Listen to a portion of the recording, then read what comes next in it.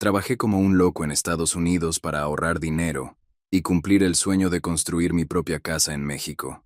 Durante años soporté jornadas interminables, viví lejos de mi familia y renuncié a muchas cosas para regresar algún día y empezar de nuevo en mi tierra. Cada dólar que guardaba tenía un propósito: levantar una casa en el terreno que compré con tanto esfuerzo. Pero cuando finalmente volví, descubrí algo que jamás imaginé. Tenía el dinero para construir mi hogar, pero ya no tenía dónde hacerlo. En mi terreno ya había una casa, con cortinas en las ventanas, juguetes en el patio y ropa tendida al sol. Y adentro, viviendo como si ese lugar siempre les hubiera pertenecido, estaba mi hermana, la misma persona a quien yo le había pedido que cuidara todo mientras estaba lejos, la misma que durante 6 años me dijo que no me preocupara, que todo estaba bien. Lo que descubrí después fue mucho peor que una casa tomada. Había documentos con mi firma que yo nunca firmé, vecinos que ya habían tomado partido, y una familia que había decidido que mi silencio era suficiente autorización. Esta es la historia de lo que hice después, y de lo que perdí para siempre, aunque al final gané el juicio. Hay un momento en la vida en que uno cree que todo el sacrificio finalmente va a tener sentido, que el dolor, la soledad, los años que no vuelven, de alguna manera van a convertirse en algo hermoso. Yo viví 6 años esperando ese momento, 6 años contando los días para regresar a México, para pisar mi tierra, para construir la casa que siempre soñé en ese terreno que compré con mis propias manos antes de irme. Pero la vida, a veces, no te da lo que mereces, te da lo que menos esperas. Me llamo Roberto. Nací en un pueblo pequeño del estado de Puebla, en una familia de pocos recursos pero mucho orgullo. Desde joven aprendí que si quería algo, tenía que trabajarlo. Nadie me lo iba a regalar. Mi padre nos lo enseñó con el ejemplo. Se levantaba antes que el sol y llegaba a casa cuando ya estaba oscuro. No se quejaba, simplemente trabajaba. Y yo crecí pensando que eso era suficiente, que si uno se esforzaba lo suficiente, tarde o temprano, la vida te respondía bien. A los 27 años tomé la decisión más difícil que había tomado hasta entonces. Me iba a ir a los Estados Unidos. No fue una decisión de un día para otro. Fueron meses pensándolo, hablándolo conmigo mismo en las noches, calculando riesgos, sopesando lo que perdería contra lo que podría ganar.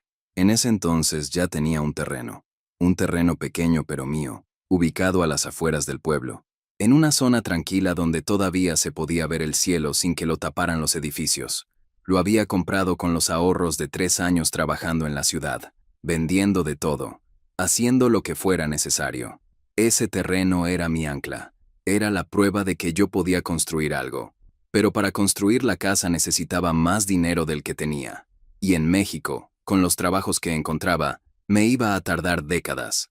Así que tomé la decisión. Me iba al norte, cruzaba, trabajaba duro, ahorraba todo lo que pudiera, y regresaba en unos pocos años con el dinero suficiente para levantar esa casa. Antes de irme, hablé con mi hermana Carmen. Carmen era 2 años mayor que yo.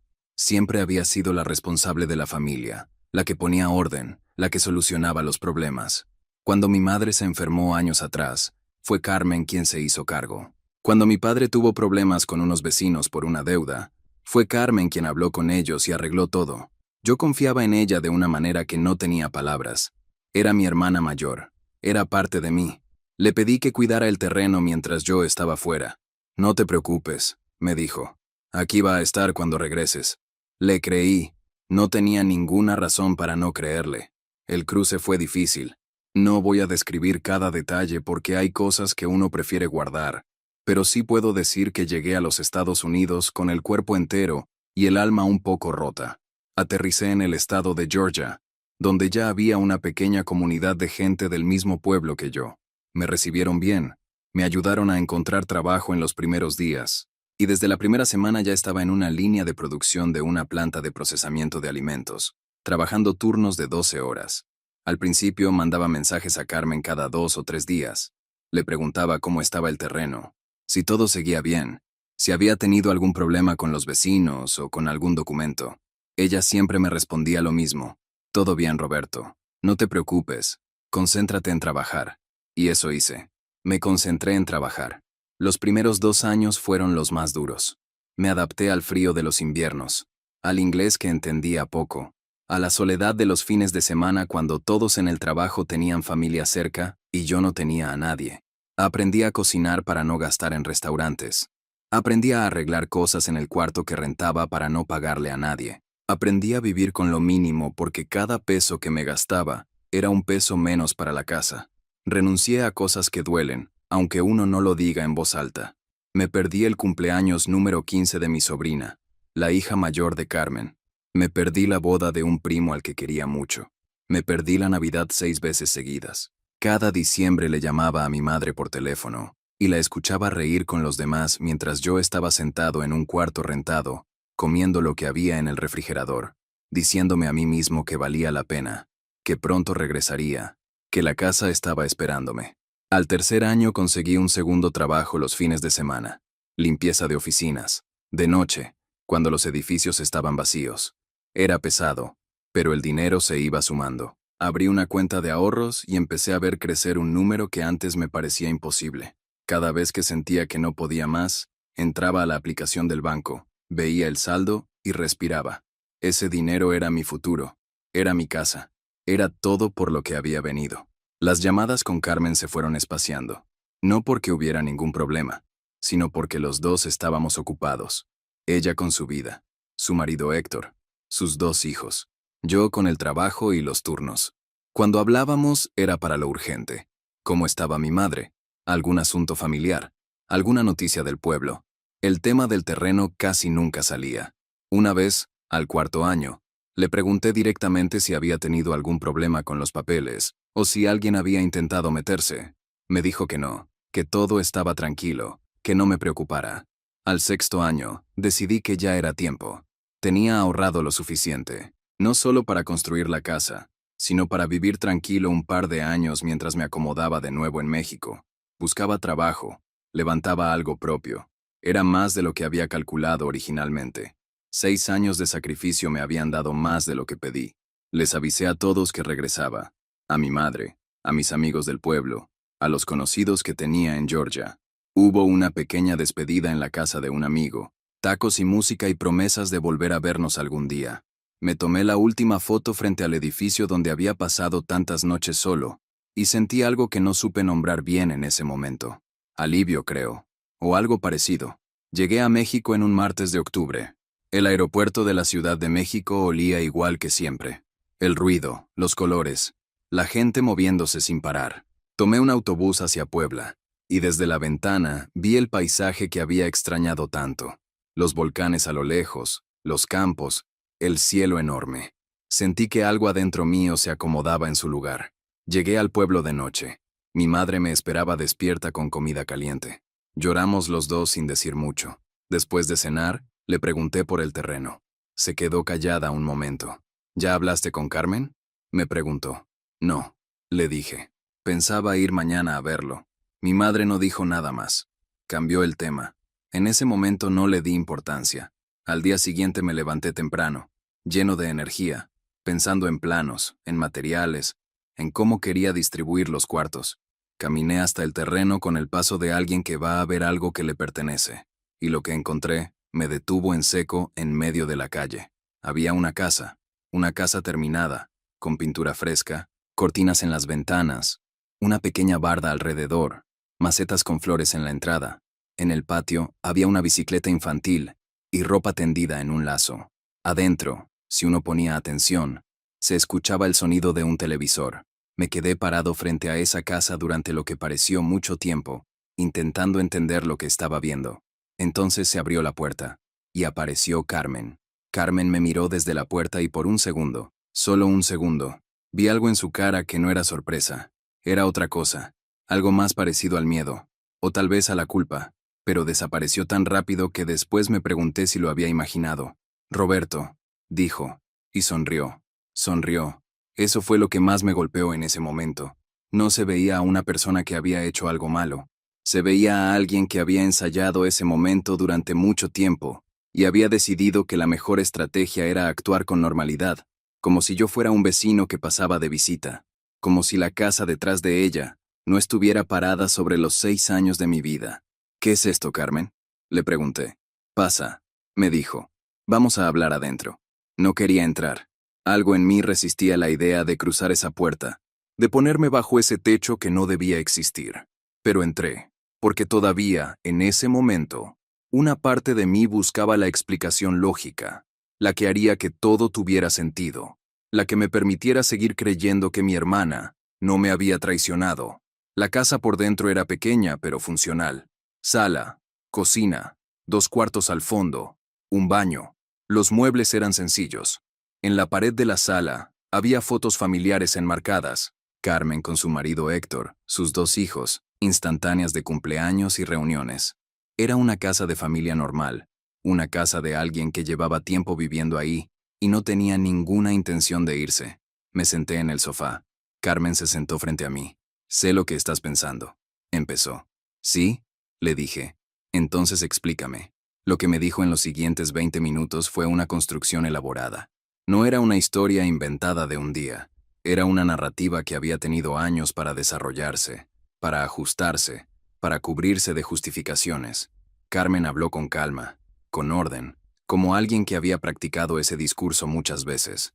Me dijo que llevaban 3 años viviendo en el terreno, que antes de construir, ella y Héctor habían tenido una crisis económica fuerte. Él había perdido el trabajo. Habían acumulado deudas. Estaban pagando una renta que ya no podían sostener. Me dijo que ella intentó comunicarse conmigo, pero que yo no contestaba con regularidad, que las llamadas eran pocas, que se sentía sola tomando decisiones. Me dijo que usaron el terreno porque no tenían a dónde ir, que solo iban a ser unos meses, que iban a construir algo provisional mientras se estabilizaban. Pero esto no es provisional, Carmen, le dije señalando la sala. Esto es una casa. Las cosas se fueron complicando, respondió. ¿Y cuándo ibas a decirme? Silencio. Ahí fue cuando entendí que no había respuesta para esa pregunta, porque la respuesta real era que nunca iba a decirme, o al menos no voluntariamente. Si yo no hubiera regresado, si me hubiera quedado un año más en los Estados Unidos, si hubiera tardado más en volver, esa casa habría seguido ahí, y el silencio también. Llegó Héctor mientras hablábamos. Era un hombre de pocas palabras, corpulento, con una expresión que mezclaba la incomodidad con algo que en él se parecía a la soberbia. Me saludó con un movimiento de cabeza. Se quedó parado cerca de la cocina, con los brazos cruzados, escuchando. Cuando Carmen terminó de hablar, Héctor tomó la palabra. Mira, Roberto, dijo, entendemos que es tu terreno. Nadie dice que no, pero ya llevamos años aquí. Mis hijos crecieron en esta casa. No puedes llegar y pedirle a una familia que se vaya de un día para otro. Lo miré. Intenté mantener la calma. No me estás pidiendo tiempo, Héctor. Me estás pidiendo que acepte que construyeron en mi terreno sin pedirme permiso. Las cosas no son tan simples, dijo. Y ahí comenzó la segunda parte del problema. Héctor no tenía ninguna intención de reconocer lo que habían hecho como un error. Para él, y pronto entendí que también para Carmen, la narrativa era diferente. Ellos no habían tomado algo que no era suyo. Ellos habían aprovechado una oportunidad. Habían salido adelante. Habían construido una vida. Y si yo tenía un problema con eso, el problema era mío. Salí de esa casa sin llegar a ningún acuerdo. Caminé de regreso a la casa de mi madre sin saber bien qué sentir. La rabia estaba ahí, pero era tan grande que todavía no la podía procesar completa. Era como ver una herida grave y todavía no sentir el dolor, porque el cuerpo todavía no termina de entender lo que le pasó. Mi madre me estaba esperando en la cocina. ¿Ya viste?, dijo. No era una pregunta. ¿Tú sabías?, le pregunté. Se tardó en responder. Me enteré hace 2 años.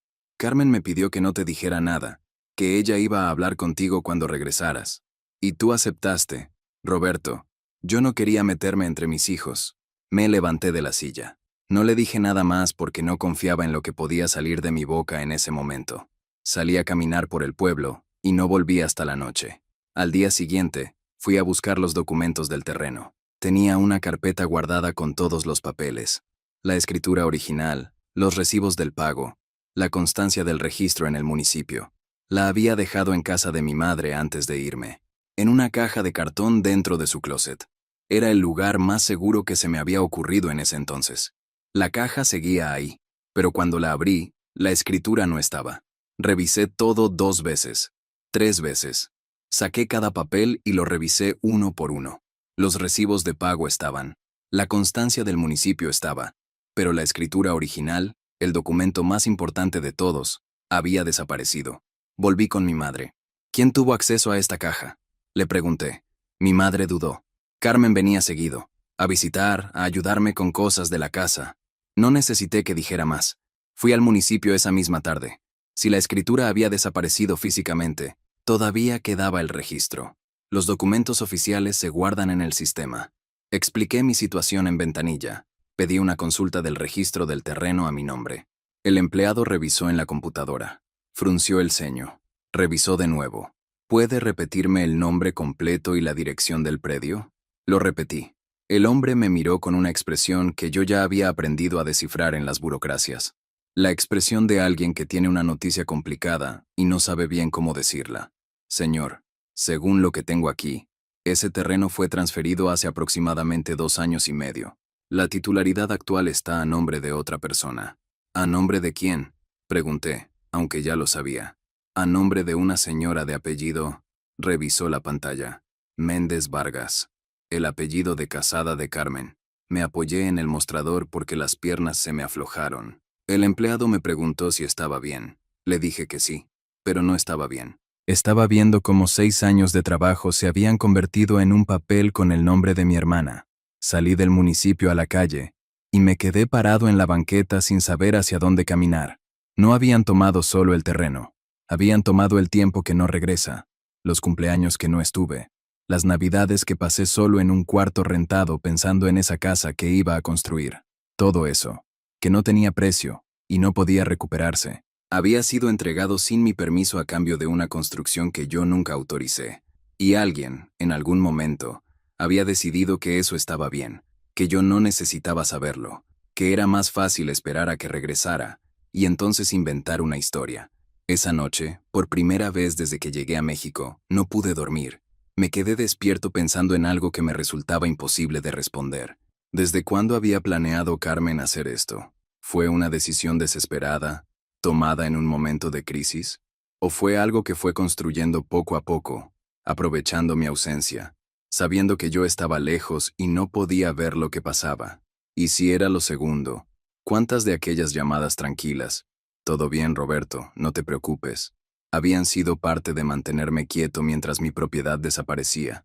No tenía respuestas. Pero al día siguiente iba a empezar a buscarlas. Dicen que uno no conoce realmente a las personas hasta que hay dinero o tierra de por medio. Yo escuché esa frase muchas veces cuando era joven y siempre pensé que era una exageración, el tipo de cosa que dice la gente mayor para justificar sus desconfianzas. Ahora entiendo que no era una exageración. Era una advertencia que llegó demasiado tarde. La mañana siguiente al descubrimiento en el municipio, me levanté con una sola idea en la cabeza. Necesitaba un abogado. No sabía nada de leyes. Nunca había necesitado saberlo. Pero sabía que lo que había pasado con ese terreno no podía ser legal. Yo había comprado ese predio con documentos en orden. Lo había pagado completamente. Tenía los recibos. Si alguien había transferido la titularidad a otro nombre sin mi consentimiento, eso tenía que tener un nombre jurídico, y tenía que tener una solución. Pregunté en el pueblo, y me recomendaron a un licenciado que tenía su despacho en la cabecera municipal, a 40 minutos en camión. Fui esa misma mañana. El licenciado Fuentes era un hombre de unos 50 años, delgado, con lentes y una manera de hablar pausada que al principio me desesperó, y después aprendí a respetar. Me escuchó sin interrumpirme durante casi 1 hora.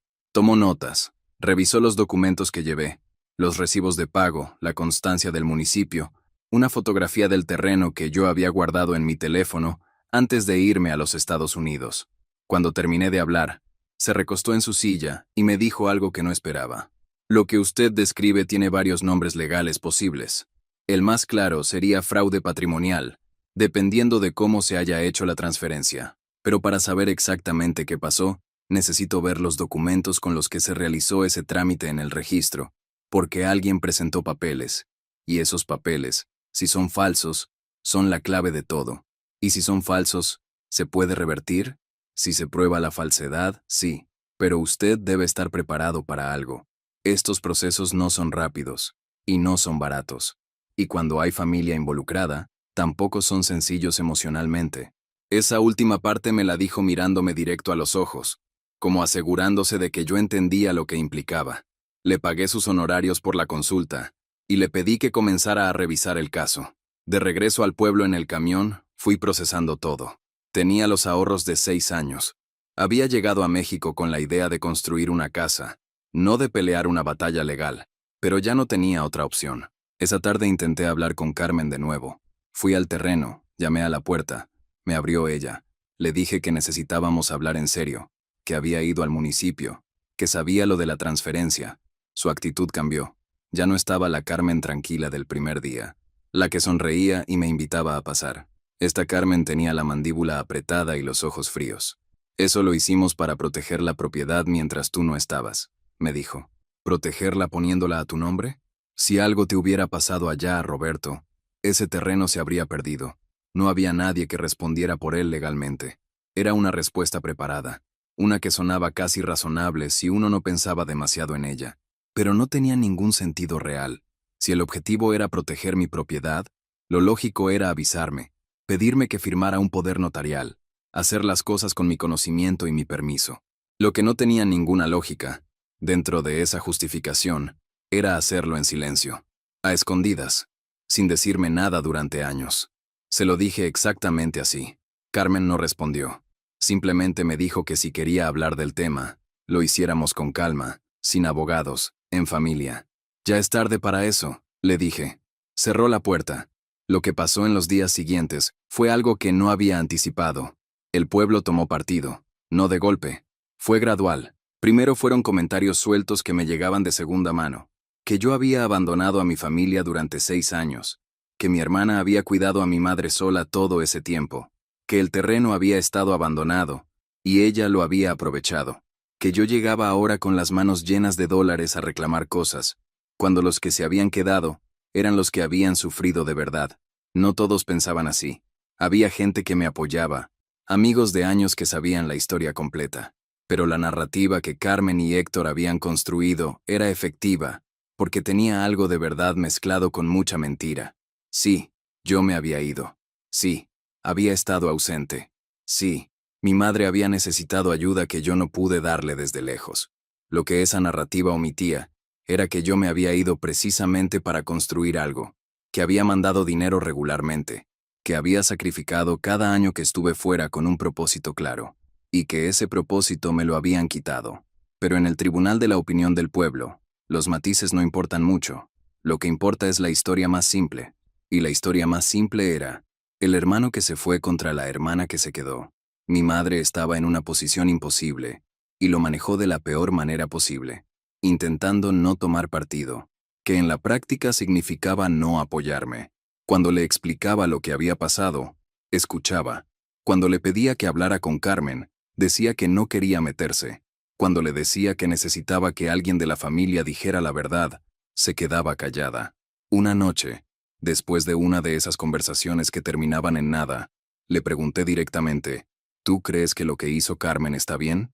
Mi madre tardó mucho en responder. Creo que las cosas se salieron de control, dijo al final. Eso no es lo que te pregunté. No hubo respuesta. El licenciado Fuentes me llamó a la semana. Había revisado los documentos de la transferencia en el registro. Me citó en su despacho. Me explicó lo que había encontrado con la misma calma de siempre, pero con palabras que me cayeron como piedras. La transferencia había sido tramitada hacía 2 años y 8 meses. Los documentos presentados incluían una carta poder a nombre mío, firmada supuestamente por mí, autorizando la transferencia del terreno a nombre de Carmen. La firma en esa carta no era mía. Alguien la había falsificado. Además, la carta Power había sido notariada, lo que significaba que alguien, en algún momento, se había presentado ante un notario haciéndose pasar por mí, o había conseguido que un notario validara un documento falso sin verificar la identidad correctamente. ¿Eso es un delito?, pregunté. Varios, respondió el licenciado. Falsificación de documentos, uso de documentos falsos, fraude. Si usted decide proceder penalmente, hay elementos suficientes para iniciar una denuncia. Penal. La palabra me pesó de una manera que no esperaba, porque penal no significaba solo recuperar el terreno. Penal significaba una denuncia formal contra mi hermana. Significaba una investigación. Significaba, potencialmente, que Carmen podía enfrentar consecuencias criminales. Le pregunté al licenciado si había otra manera. Me dijo que sí, Podíamos intentar primero la vía civil, buscar la nulidad de la transferencia sin involucrar el proceso penal. Era más lento, más incierto, pero evitaba escalar el conflicto al nivel más grave. Salí del despacho con las dos opciones pesando sobre mí. Esa noche recibí un mensaje de Carmen. Decía: Roberto, sé que estás hablando con abogados. Te pido que pensemos en la familia antes de hacer algo que no tenga vuelta atrás. Podemos llegar a un acuerdo. Habla conmigo. Lo leí varias veces. Intenté encontrar en esas palabras algo que se pareciera a un reconocimiento, a una disculpa, a algún tipo de responsabilidad. No lo encontré. Lo que encontré fue lo mismo de siempre. Una puerta entreabierta hacia una negociación que ella controlaría, en sus términos, en su tiempo, sin que yo tuviera garantías de nada. Le respondí que sí, que hablaríamos, pero que esta vez sería diferente, porque esta vez yo llegaría con un abogado. La reunión fue 3 días después, en casa de un tío que ambos respetábamos y que aceptó prestarnos el espacio. Estábamos Carmen, Héctor, yo, el licenciado Fuentes y mi tío como testigo. No había más familia presente, aunque después supe que varios estaban esperando afuera, enterados de todo por Carmen. Héctor llegó con un papel. Era una propuesta escrita, 2 páginas. La leyó en voz alta con una seguridad que me resultó insultante dadas las circunstancias. La propuesta decía que ellos reconocían que el terreno había sido de mi propiedad original, que habían tomado una decisión difícil en un momento de necesidad, que estaban dispuestos a compensarme económicamente por el terreno, pagándome lo que ellos calculaban que valía cuando yo lo compré originalmente, más un pequeño porcentaje por los años transcurridos. En otras palabras, querían comprarme mi propio terreno por el precio de hacía casi una década, después de haberlo tomado sin permiso, después de haber falsificado mi firma, después de haber construido una casa encima. El licenciado Fuentes pidió la palabra antes de que yo pudiera decir algo. Explicó con precisión y sin levantar la voz que la propuesta no era viable, que el valor del terreno debía calcularse al precio actual de mercado, que existían documentos cuya autenticidad estaba en duda y que eso tenía implicaciones legales que iban más allá de un acuerdo económico. Héctor lo interrumpió. Con todo respeto, licenciado, esto es un asunto de familia. No necesitamos que usted nos diga cómo resolverlo. Con todo respeto, respondió el licenciado. Cuando hay documentos presuntamente falsificados, ya dejó de ser solo un asunto de familia. El silencio que siguió fue el más tenso que he vivido en mi vida. Carmen me miró. Por un momento, detrás de todo lo que había construido entre nosotros en esos días, vi algo que reconocí de cuando éramos niños. Algo que se parecía a la persona que yo había conocido. Algo que podría haber sido miedo o arrepentimiento, o las dos cosas mezcladas. Pero duró un segundo. Y luego volvió a ser la misma cara cerrada de los últimos días. Esto no va a terminar bien para ninguno de los dos, me dijo. Ya no terminó bien, le respondí. Y esa fue la última conversación real que tuvimos. Hay pérdidas que uno puede calcular. El valor de un terreno, el costo de un proceso legal, los años de trabajo que se traducen en un número dentro de una cuenta bancaria. Esas pérdidas duelen, pero tienen medida. Lo que no tiene medida, lo que descubrí en los meses que siguieron, es el peso de perder la versión de tu familia que creías que existía. Esa pérdida no aparece en ningún documento. No la puede resolver ningún abogado. Y no desaparece cuando el juicio termina. El proceso legal comenzó formalmente 3 semanas después de aquella reunión. El licenciado Fuentes presentó la demanda civil solicitando la nulidad de la transferencia del terreno, argumentando que la carta poder utilizada para el trámite era apócrifa, es decir, que la firma que aparecía en ella no era mía y que yo nunca había otorgado ese poder. Adjuntamos los documentos originales de compra, los recibos de pago, la constancia del municipio y una declaración mía describiendo la cronología completa de los hechos. Carmen y Héctor contrataron su propio abogado días después. La respuesta legal de ellos fue, en términos simples, negar todo. Negaron que la firma fuera falsa. Argumentaron que yo había dado mi autorización de manera verbal antes de irme a los Estados Unidos, que la carta poder formalizaba un acuerdo previo entre hermanos. Argumentaron también que el terreno había estado en estado de abandono durante años, y que ellos lo habían mejorado sustancialmente con la construcción, lo cual debía ser considerado al momento de cualquier resolución. Leí esa respuesta en el despacho del licenciado Fuentes y tuve que hacer un esfuerzo consciente para mantener la calma, porque lo que estaban construyendo no era solo una defensa legal, era una versión alternativa de la realidad, una en la que yo había dado permiso, una en la que ellos eran personas responsables que habían aprovechado bien un recurso que de otro modo se habría perdido, una en la que yo era, de alguna manera, el problema. ¿Cómo combatimos esto? Le pregunté al licenciado. Con evidencia, respondió.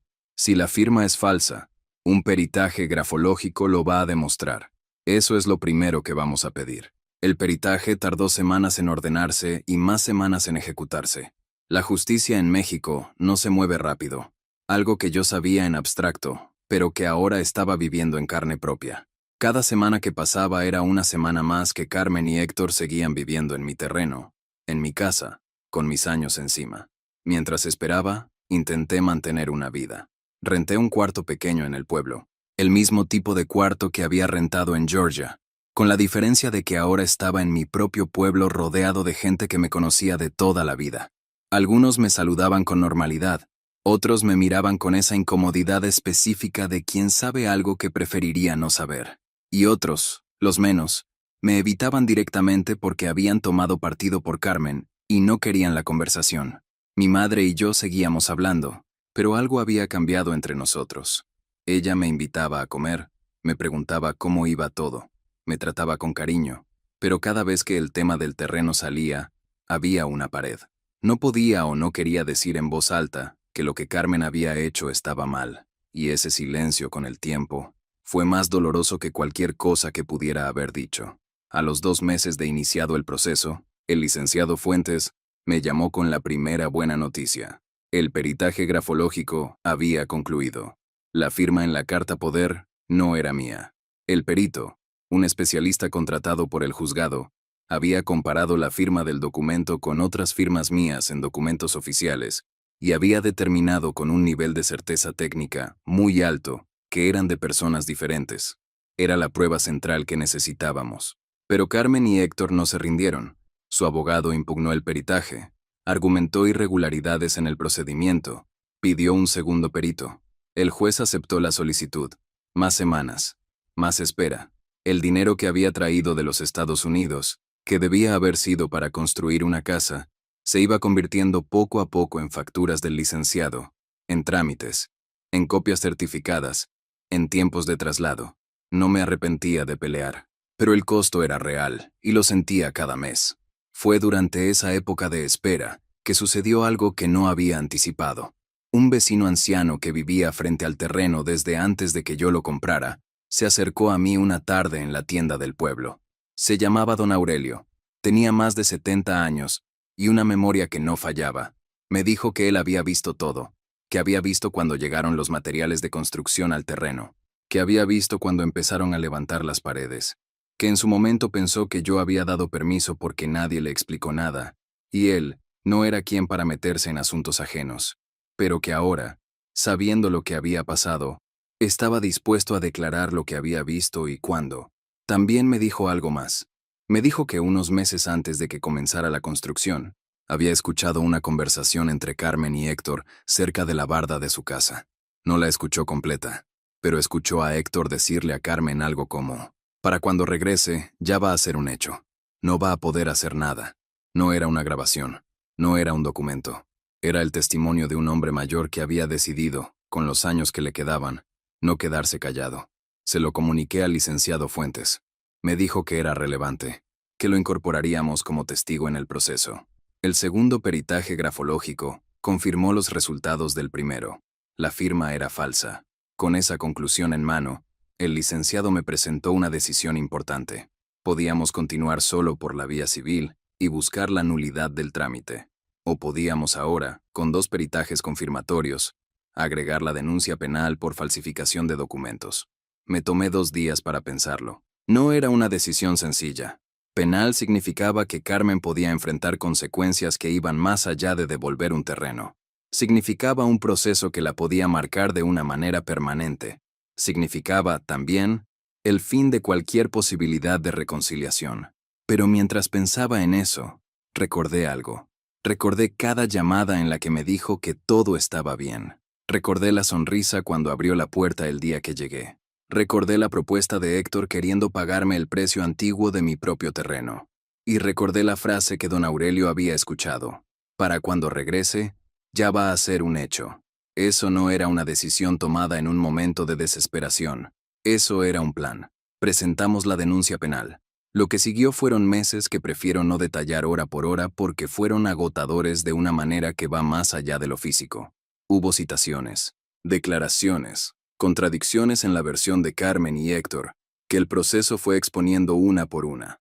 Hubo momentos en que sentí que todo iba bien, y momentos en que sentí que no llegaríamos a ningún lado. Mi madre lloró cuando supo de la denuncia penal. Me llamó y me dijo que estaba destruyendo a la familia. Le respondí con más calma de la que sentía que la familia ya estaba destruida, que no fui yo quien la destruyó. Esa fue una de las conversaciones más duras de mi vida, porque la quiero, y porque entendí en ese momento que ella también era víctima de algo, que había estado atrapada entre dos hijos durante años, y había tomado el camino que le parecía más fácil. No la juzgo, pero tampoco puedo pretender que su silencio no tuvo consecuencias. El proceso civil se resolvió primero. 8 meses después de haber presentado la demanda, el juez emitió su resolución. La transferencia del terreno fue declarada nula. Los argumentos de Carmen y Héctor fueron desestimados. La propiedad volvió legalmente a mi nombre. Recuerdo que el licenciado Fuentes me llamó para darme la noticia con la misma voz pausada de siempre, sin celebrar, sin dramatismo, solo los hechos. Gané. El terreno era mío de nuevo, en papel y en derecho. Colgué el teléfono y me quedé sentado en el cuarto rentado durante un buen rato sin saber qué sentir. No fue alegría, o no solo alegría, fue algo más complicado, una mezcla de alivio y agotamiento, y una tristeza que no desapareció con la noticia, porque la noticia no devolvía nada de lo que en realidad había perdido. El proceso penal continuó por separado y tomó más tiempo. No voy a entrar en todos los detalles porque hay partes que todavía están en curso, y porque hay cosas que, aunque son verdad, no necesito contar para que la historia sea completa. Lo que puedo decir es que las consecuencias llegaron, no de la manera más extrema posible, pero llegaron, y que Carmen y Héctor tuvieron que enfrentar lo que hicieron de una manera que no pudieron controlar ni manejar con una sonrisa en la puerta. La casa que construyeron en mi terreno fue desocupada. No fue un proceso simple. Hubo resistencia, hubo retrasos, hubo momentos en que parecía que nunca terminaría, pero al final, un martes por la mañana, con presencia de autoridades y el licenciado Fuentes a mi lado, la propiedad quedó libre. Me paré frente al terreno esa mañana. La casa seguía ahí, obviamente. No iba a desaparecer. Era una estructura real, construida con materiales reales, que ahora estaba en mi propiedad. No sentí satisfacción. No sentí venganza cumplida. Sentí, principalmente, el peso de todo lo que había costado llegar hasta ese punto. Pensé en los 6 años en Georgia, en los turnos dobles, en las navidades solas, en el dinero ahorrado que se fue en abogados y trámites en lugar de en ventanas y pisos, y el jardín que había imaginado tantas veces. Pensé en Carmen de niña, cuando éramos los dos contra el mundo, cuando yo la seguía a todas partes, y ella me cuidaba como si fuera su responsabilidad personal que yo no me lastimara. Y pensé en la distancia que ahora había entre esa imagen y la mujer que había cerrado la puerta en mi cara con los ojos fríos. No sé en qué momento se perdió esa hermana. No sé si fue la necesidad, o la influencia de Héctor, o algo que siempre estuvo ahí, y yo nunca quise ver. Probablemente nunca lo sabré con certeza. Lo que sí sé es esto. Hice lo correcto al pelear, no porque recuperar el terreno haya reparado todo lo que se rompió, sino porque rendirme habría significado aceptar que lo que me hicieron estaba bien, y eso no lo podía hacer. No por el terreno, sino por mí. Hoy el terreno está limpio. Todavía no he construido la casa. Necesito tiempo, no solo económico, sino de otro tipo. El tiempo que tarda uno en querer volver a soñar con algo después de que un sueño le costó tan caro. Pero voy a construirla. No porque necesite demostrarle nada a nadie, sino porque sigue siendo mi terreno, mi esfuerzo y mi vida. Y nadie, por mucho que lo intente, puede quitarle a uno eso completamente. Si algo aprendí en todo esto, es que confiar no es un defecto. El defecto está en los que traicionan esa confianza, y que uno puede perdonar, con el tiempo, pero no está obligado a olvidar. ni a pretender que las cosas son lo que no son. La familia que imaginé ya no existe, pero yo sigo aquí. Y eso, después de todo lo que pasó, es suficiente para empezar de nuevo.